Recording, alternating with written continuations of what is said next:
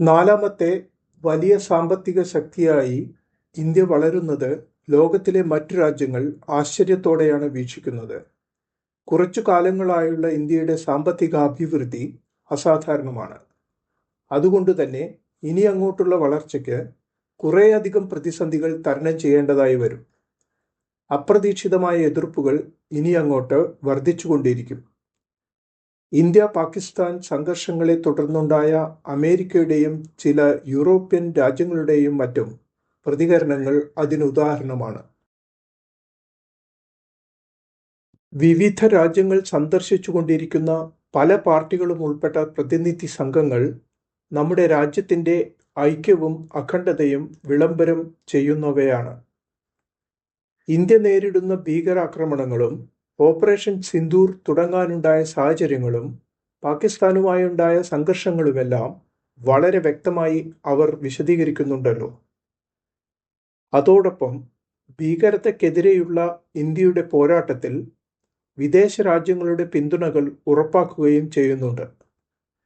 രാഷ്ട്രീയ എതിരഭിപ്രായങ്ങൾ മാറ്റിവെച്ച് ഒത്തൊരുമയോടെ നമ്മുടെ ശത്രുക്കളെ നേരിടുന്നത് ഇന്ത്യയുടെ പ്രതിരോധ ശക്തിയെ വളരെയധികം ബലപ്പെടുത്തുന്നതാണ്.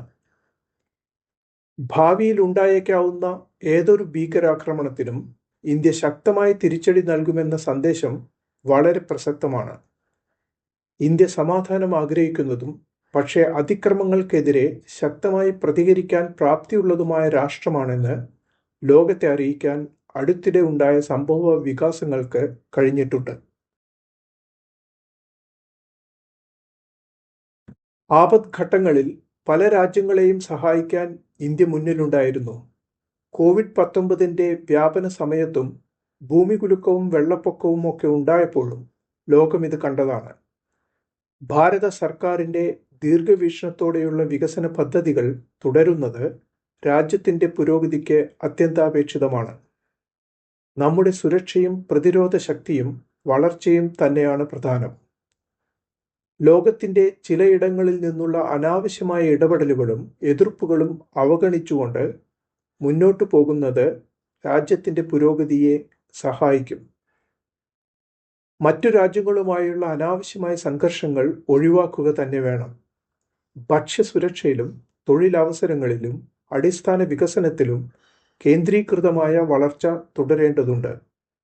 ഇന്ത്യൻ ഉൽപ്പന്നങ്ങളുടെ ഉപയോഗത്തിലും അച്ചടക്കത്തിലും അനുയോജ്യരായ ജനപ്രതിനിധികളെ തിരഞ്ഞെടുക്കുന്നതിലുമെല്ലാം നമുക്ക് ഒരുപാട് മുന്നോട്ട് പോകാനുണ്ട്.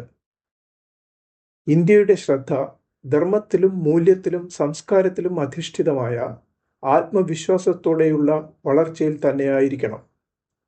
അത്തരത്തിലുള്ള ഭാരതത്തിൻ്റെ വളർച്ചയ്ക്ക് തടയിടാൻ ലോകത്തിലെ ഒരു ശക്തിക്കും എളുപ്പത്തിൽ കഴിയുമെന്ന് തോന്നുന്നില്ല.